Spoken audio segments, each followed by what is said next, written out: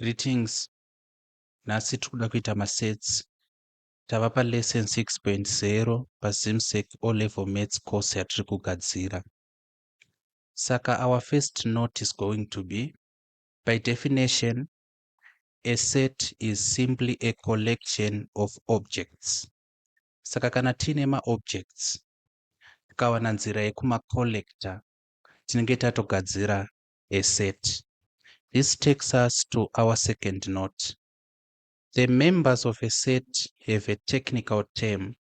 They are called elements. Saka zvaitika apa ndezvekuti patadefine a set as a collection of objects, the technical term of the objects, kana kuti what the objects are called, they are actually called elements. Saka kana uchidzidza pamusoro pemasets, you are going to take note kuti tine jargon kana kuti tine ma-terms, ma-technical terms atinoshandisa in the understanding of sets. One of these terms is elements. Saka paticharamba tichita masets, the word kana kuti the term elements icharamba ichita appear and appear. Let us now go over to our first subtopic. We need to describe sets. So how do we describe sets? There are many methods through which we describe a set, but isusu toda kudiscussa how we describe a set using description. I know it sounds repetitive, but you are going to understand what I mean. We are also going to discuss how we describe a set using the listing of elements. Then lastly, we are going to describe how we describe a set using inonzi set builder notation. Saka tichatanga nekudiscussa what is called describing a set by description. What do we mean kana chiti by description? Here is an example. Tikati isusu set A is equal to, pesa ma curly brackets, vatati first 5 counting numbers.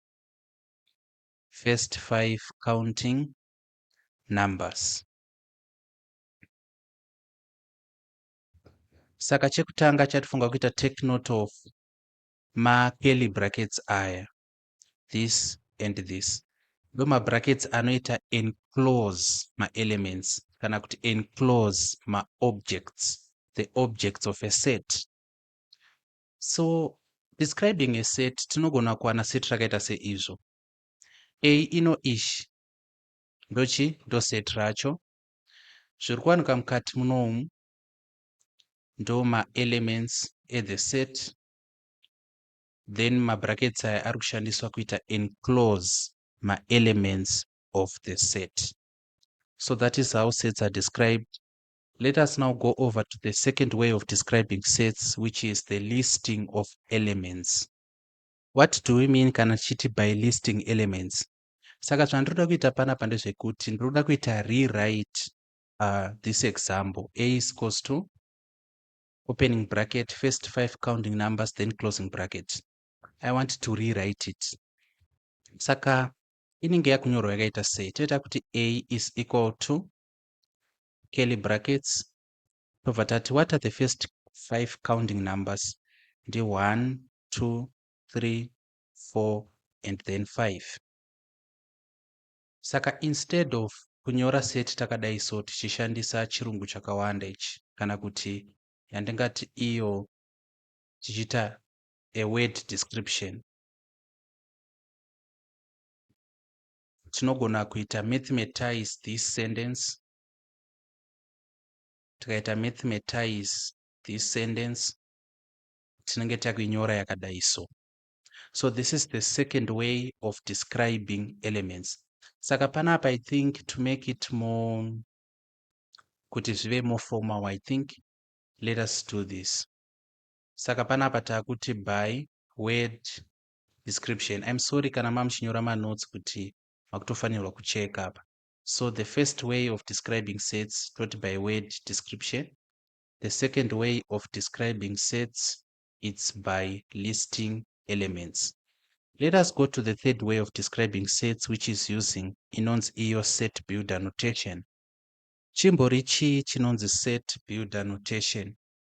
Tichita rewrite this set of the first 5 counting numbers, tinenge tichiti a is equal to totaisaka curly bracket kedu totati x such that inorepresentwa nesemicolon, x such that 1 is less than or equal to x, which is less than or equal to 5, where x is an element of counting numbers, which are integers.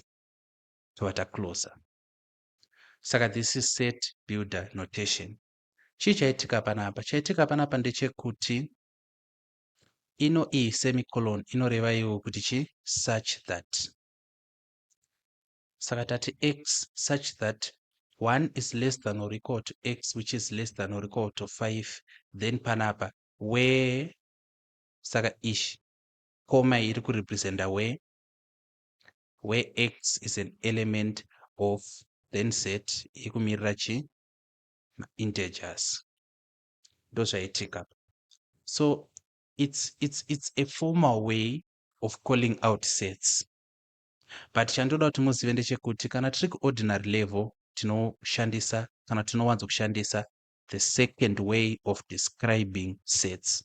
So you don't have to worry much about the set builder notation, but for the sake of knowing rather kuti chimbori chii, saka ndataura nezvayo. Kana tichiti 1 is less than or equal to x, which is less than or equal to 5, tinenge tichiti we are looking at elements which are between 1 and 5, including 1 yacho ne5 yacho zvakare. Mapaona. Saka tichazozona patichaita hedu ma-inequalities, but tikada kuirepresenta une number line ishi, tinenge takudai so 0 toti 1 2 3 4 5 x handiti. Saka tikuona kuti 1 iripo, but because it's x greater than or equal to 1, so that 1 iri included.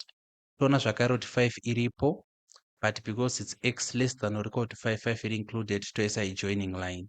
Ndozvainenge yakaita kana tikada kurepresenta this inequality on a number line.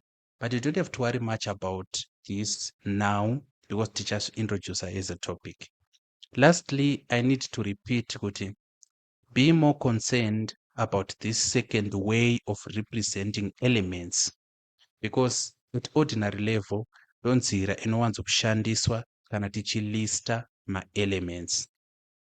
Let us now go over to the representation of elements. Saka this is more like a virtual representation of elements.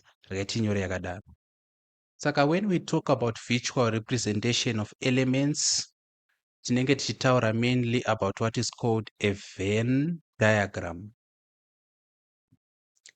A Venn diagram. So what is a Venn diagram? A Venn diagram is like this. Tinenge tine inonzi universal set. And then toataitachi this box. Mukati mebox toataita inonzi kana kuti anonzi ma-subsets. And so tichiri kunoku, tichiri panapa apapa, toda kurepresenta a is equals to 1 2 3 4 5, but tichiisa mu-Venn diagram. So tina a is equal to 1 2 3 4 5 like this, and toda kuisa pai mu-Venn diagram. Tine universal set, saka tichazonyora hedu pasi to make it more formal, or maybe regai tizviite paside panapa. So ino ishi kakadai so aka kangonyorwa kakadai kanenge kachirepresenta inonzi universal set. So kana tichitaura pamusoro pe-universal set, of course tikureva everything. Universal ndopanobva word rekuti universe, and universality kutaura everything. So zvese zviri included in a set kana kuti in sets, as you are going to see manje manje muchazoona kuti masets anointeracta, masets anorelata, inenge ichinzi universal set. Then A unou anenge akunzi it's a subset of the universal set. Kana tichitaura pamusoro pesub, tichitaura pamusoro pe something which constitutes of something bigger than it. And sub ndozvazvinoreva maona, subject, sub pa. Saka this term sub, which is actually a prefix, inongorepresenta a part of. Maybe let us write it. So kana tichitaura pamusoro, kana chiti sub, tichitaura pamusoro pe a part of. So a subset is a part of the universal set. Ndozvatiringotaura panapa. Then of course, lastly, chatinoda kutaura nezvacho apa, toda kutaura pamusoro pe this bracket 1 2 3 4 5. Anombonyorwa papi? Anonyorwa mukati muno, because aya ma-elements of A, and these are elements of A. Atinonyora technically like this. Elements of A. Kakaita ka E kanaka, karongoreva kuti elements of, kana ngoti elements. Saka aya ndo ma-elements of A, anonyorwa mukati me the subset A 1 2 3 4 5. That's it. It's not difficult. It's not difficult. Okay, let us take a practice example to help us understand masets better. So this is going to be our practice example. Normally I prefer kuti kana ndikakupai example, you pause and you attempt it on your own, but you cannot do it for this one because toda kutointroduce a new concept by this example. Certain mathematical concepts can better be understood through examples. Saka example yedu iri kuti, given the universal set is equal to A, B, C, D, E, and sets X is equal to A, B, E, and Y is equal to D, E. Find X union Y. Then part 2, X intersecting Y. Then part 3, the number of elements of X. Saka introduce a new lexicon, kana kuti introduce a new terminology. Chino ichi chiu chakadai so chinoreva kuti union, and the word unity kana kuti the word union rinoshare maroots neword rekuti unity. Mushona tichitaura pamusoro pe mubatanidzwa, unonzi mubatanidzwa. Saka kana chiti union tikureva ma-elements ese. Anditi? So maybe let us write it as a note pass panapa. So you, anditi, this is union of all the elements of sets without repeating an element. And it's very important to take particular note of this last part of our sentence, without repeating an element. Saka natanzi titsvage union ya X na Y, sezvakanyorwa papart 1 panapa, X union Y. Zviri kunzi tinyore ma-elements ese anowanikwa muna X, tomabatanidza, mubatanidzwa, remember, nema-elements ese anowanikwa muna Y, but tisingadzokorodzi an element. Ndozvinoreva kuti you. Saka before we go anyway, ngatibvei tatongo solve question yacho. Saka part 1 yakati iyo X union Y. Saka aya ndo mawekero atinoita. Zvatinoita ndezvekuti tinotanga tanyora ma-elements a-X. Saka taudzwa isusu kuti X is equal to A, B, E. Ndiye X. Tobva tanyora futi Y.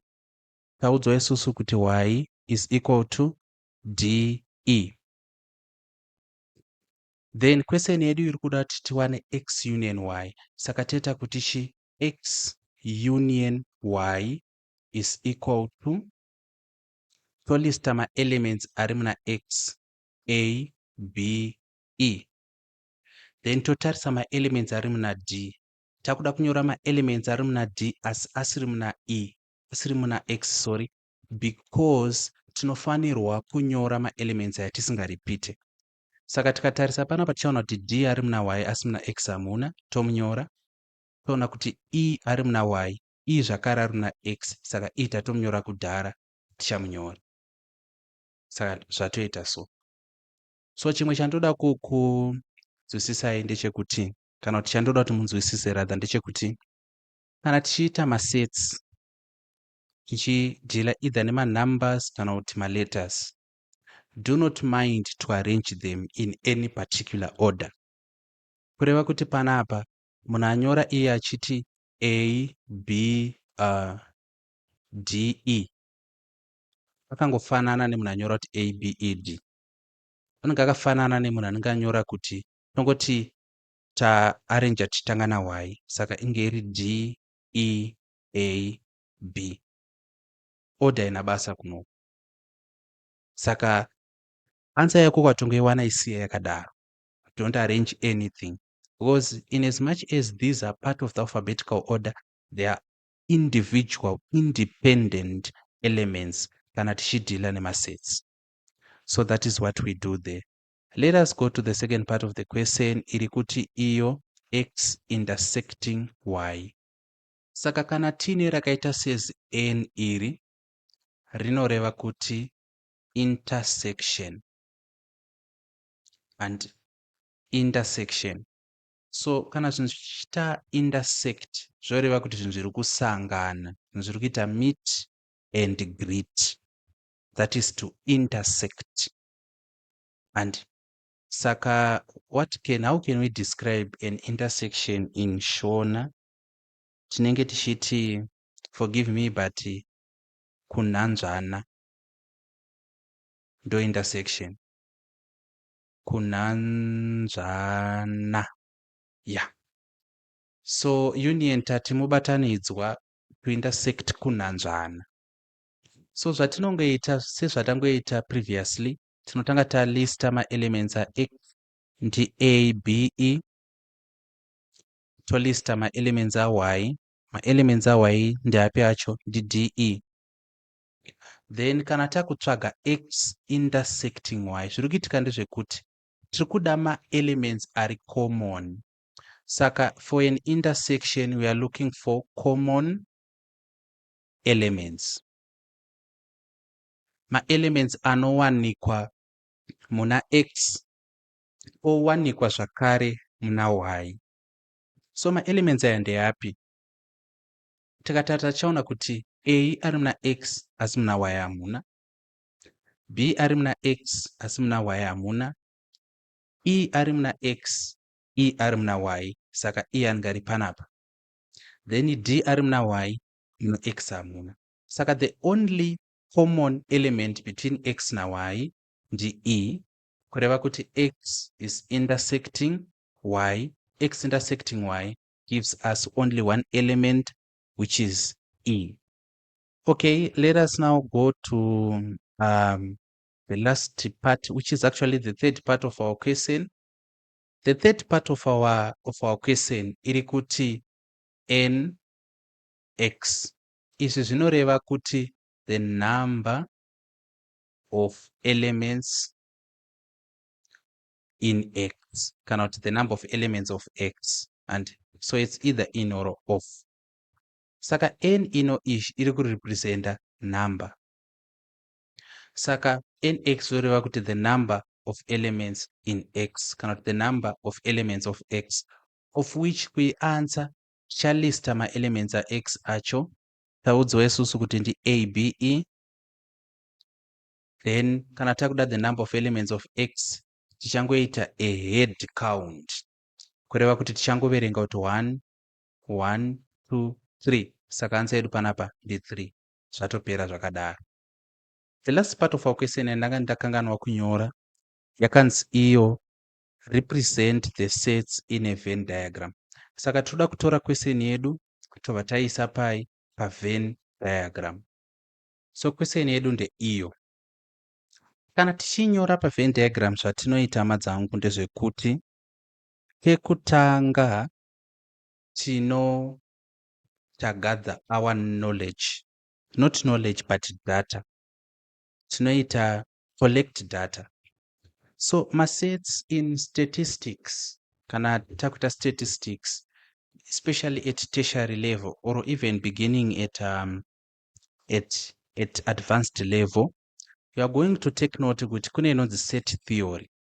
Saka masets aya, they are instruments of statistics.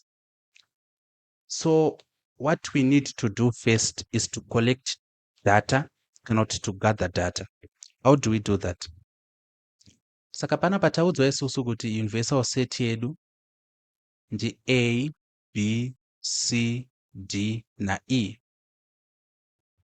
Ndozvataudzwa. Anditi okay, takaudzwa isusu kuti X ndi A, B, E. Tikaudzwa zvakare kuti Y ndi D, E. Anditi okay. Zvadaro tiri kuti isusu Venn diagram redu rinenge rakadai so. Universal set twataisa box panapa. Okay. Tobva tati X isubset and tobva taisa chi subset yacho. Then tina Y zvakare isubset. Tobva taisa chi subset yacho. But for the reason yataita kuti zvisangane kudai so kana kuti zvinanzvane paregion ino ishi. Inawe yekuti this region iri kurepresenta intersection. You are going to see. Saka tinotanga tafill out pakati panapa. Intersection, common elements between X na Y. Kana makaona Dr. Strange and the Madness of the Multiverse, pavai explore the theory of the multiverse, which is part of string theory. String theory is a branch, a modern branch in physics, which seeks to unify anonzi field equations. Kana kuti rather to unify the four fundamental forces of the universe, which are gravity, electromagnetism, the weak nuclear force, and the strong nuclear force. So my branches of physics kuma kutsvaga a unifying factor between especially gravity and quantum theory. So ndrunguza matsanangura zvaiitwa neHollywood Dr. Strange in the theory of and the madness of the multiverse. But during that movie there's a time where two universes collapse into each other, and saka ndo pari kubva idea ye-intersection. Kana X achibva uku achisvika achirovana naY, of course pachaitika this interlude. Okay, patamboweka tadiscover isusu kuti X intersecting Y panapa ndiani ndi E. Saka tikatarisa muna X, E aripo, tikatarisa muna Y, E arimo zvakare. Saka tamunyora pakati panapa.